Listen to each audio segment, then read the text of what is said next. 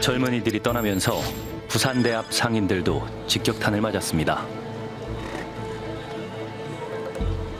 부산의 젊은이들이 즐겨 찾던 부산대 입구.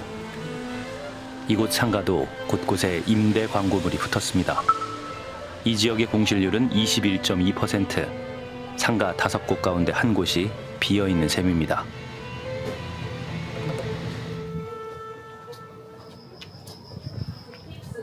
지금 부산대 상권이 좀 어떻게 상권은 좀 너무 안 좋아졌어요. 옛날에 뭐 절반 수준 이하로 떨어져 있어요. 상권 자체가. 옛날에는 이 저녁만 되면 사람이 이 거리에 다닐 수 없을 정도로 학생들이 많이 들어왔어요. 옛날에는 뭐 5층, 6층도 권리금이 1억씩이 됐어요. 요즘 다 비어 있잖아요. 너무 죽어있어요, 지금. 할 일이라 하는 걸 찾아볼 수가 없어요. 그때하고 지금하고를 비교하면은 한 5분의 1? 우리 당구상인들이 전달하면서 쓰다 보는 거 보면은 경기도로 많이 갔고 서울 쪽으로 많이 갔고. 청년들은 왜 부산을 떠나는 걸까? 일자리를 찾는 청년들과 기업의 만남을 주선한 행사가 열렸습니다. 청년들은 이주를 고민할 수밖에 없다고 합니다.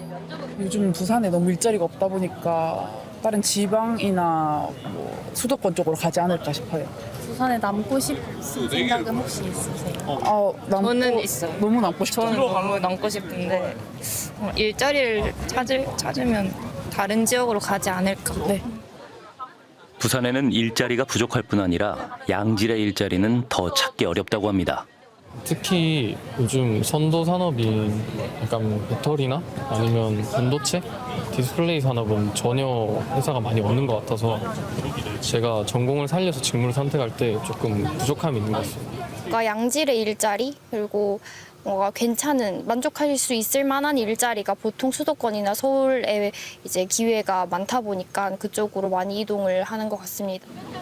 최근 10년 동안 부산에서는 청년들의 전출 인구가 전입 인구보다 매년 8,800여 명 많습니다.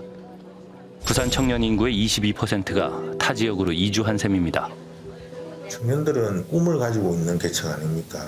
그 말은 기회를 찾아서 간다는 거거든요.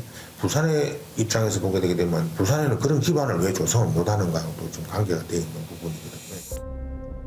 해양 관광지구를 꿈꿨던 마린시티에는 어떤 시설이 들어섰을까? 상업지구라면 가장 붐벼야 할 낮 시간이지만 거리는 한산합니다. 이유가 무엇일까? 랑 요 는 여기 보시면은 1788세대고요. 네. 1631세대. 전체가 다 주거만 시설인가요? 아니면 뭐 회사 같은 것들 운영하시거나 그런 분들은? 여기는 다 거주 위주로 하고요. 펜트 같은 경우 펜트는 뭐 한 45억에서 85억 정도로 차이가 있고요. 그 펜트 같은 경우는 35억에서 40억, 45억 직업이 상위군에 있는 분들, 사업이나 의사나 교수나 뭐 이렇다 하시는 분들이 이쪽에 많이 살고 호텔과 상가, 해양 레저 산업이 들어설 곳으로 기대했던 이곳에 대부분 주거시설이 들어섰다는 겁니다. 우리가 지금 서 있는 곳은 사실은 이전에는 바다였습니다. 뒤에 보이시는 땅들도 그때 당시에 그 요트 경기장을 보조하기 위한 매립지 형태로 만들어졌는데 그래서 당초에 시공을 했던 대우의 이름을 따서 대우매립지 이렇게 불렸습니다. 당초의 목적은 국제해양관광상업 업무지구로 만들어진 겁니다. 때마침 불어닥친 IMF 외환위기. 자금난에 몰린 대우는 더 많은 부지를 시장에 내놓습니다. 120짜리 건물은 뭐 건축 심의 들어가는 과정에서 저희가 IMF를 만났어요. 네. 그러다 보니까는 저희가 워크가 들어가기 직전에 이거 구조조정 부동산으로 내놨어요. 네. 그래서 대부분의 땅이 매각이 된 거예요. 네. 현대산업개발하고. 네. 당초 대우는 이 부지의 해양관광지구의 핵심 102층 랜드마크를 짓겠다고 계획했습니다. 해운대구청은 이곳만큼은 주거시설이 들어오지 못하도록 개발 제한 방침을 유지하려 했습니다. 그러나 건설사들은 부산시를 상대로 토지 이용 변경안을 잇따라 제출하며 압박했습니다.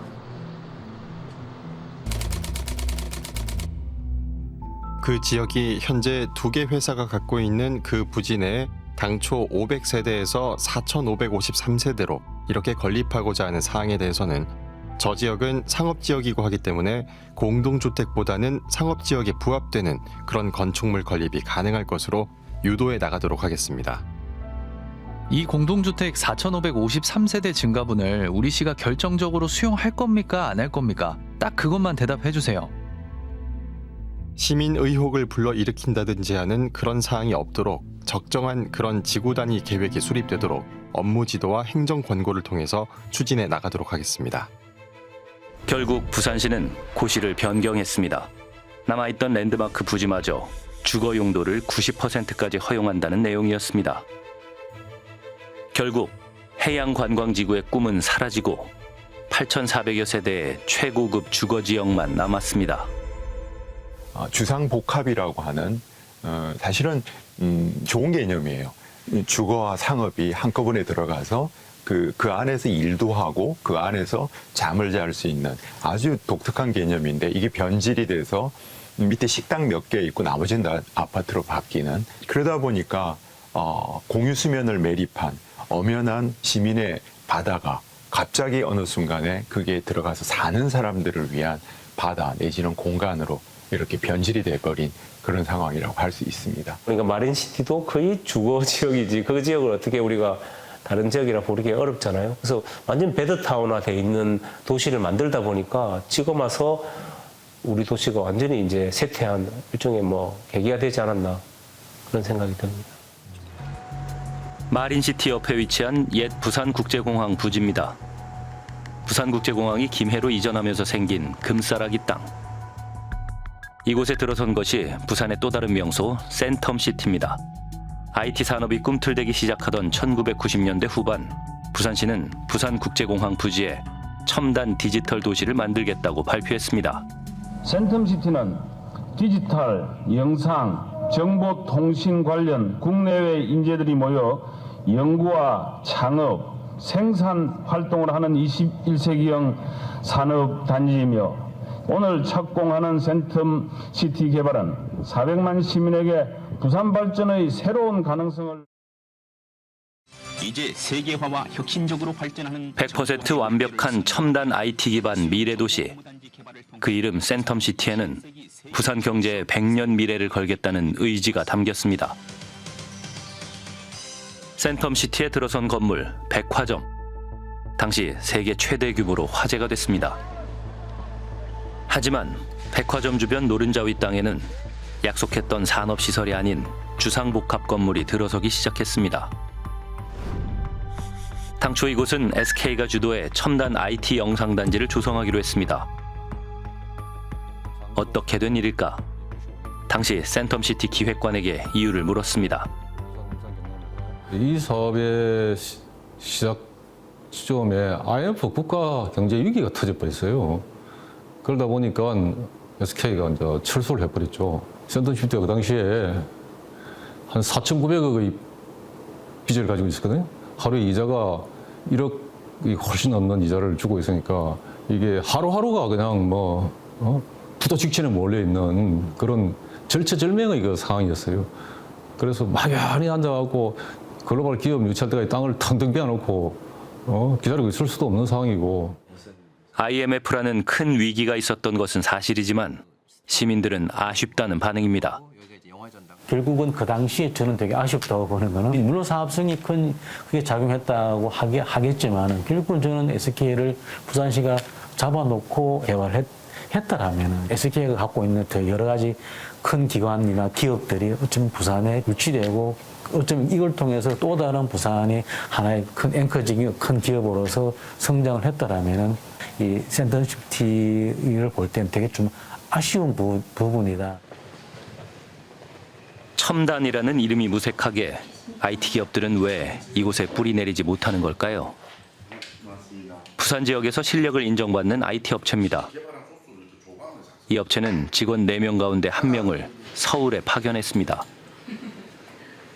부산에서는 세미나가 많이 없어요. 최신 기술을 사실 알 수가 없다고 봐야죠. 서울에 다 최신 기술 어떤 세미나나 이런 게 많이 하니까 런칭 이런 게 많이 하다 보니까 서울에 가서 꼭 이렇게 배워야 됩니다. 수집을 해야 됩니다. 정보. 그럼 그분은 서울에 계신 거예요, 아예? 네네, 서울에 계시고 서울에서 활동하고 부산에 이렇게 내려와서 가끔씩 이렇게 정보 주시고. 실력 있는 직원을 구하기도 어렵다고 합니다. 애써 교육한 신입사원이 서울로 떠나는 아픔도 겪었습니다. 신입들이 서울에 자주 가는 것 같아요. 제가 볼 때는 저희 회사에 다녔다고 서울 가시는 분도 많이 있기 때문에. 몇 분이나 가셨어요? 이거를 셀로 나요? 한 10몇 분?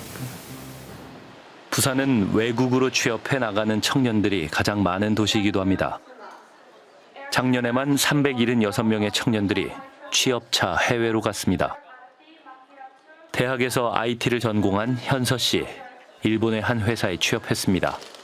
취업 때문에 이제 멀리 타지에 가서 생활을 하는 거니까 부모님한테 살짝 죄송스럽기도 하고 이제 혼자 뻔히 아들이 멀리 떠나는 거니까 그래도 어쩔 수 없는 것 같아요. 취업을 위해서 이제 외국에 갈 수밖에 없는 그런 이제 선택을 제가 했어가지고.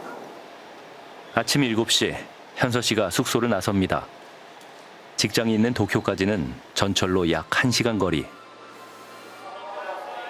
미어 터지는 전철에서 매일 출근 전쟁을 벌입니다.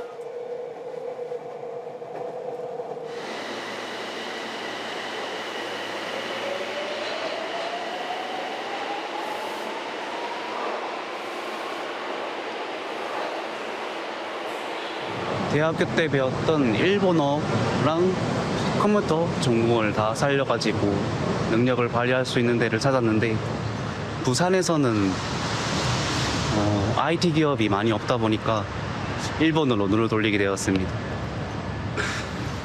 제가 하고 있는 업무는 프로그래밍을 해서 다른 회사에 이제 납품하는 그런 작업을 주로 하고 있습니다. 아직은 일을 배우는 단계입니다.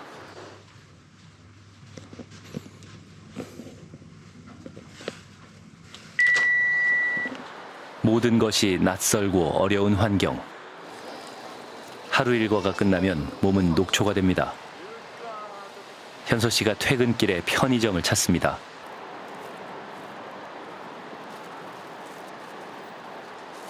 저녁은 간단한 도시락으로 해결합니다.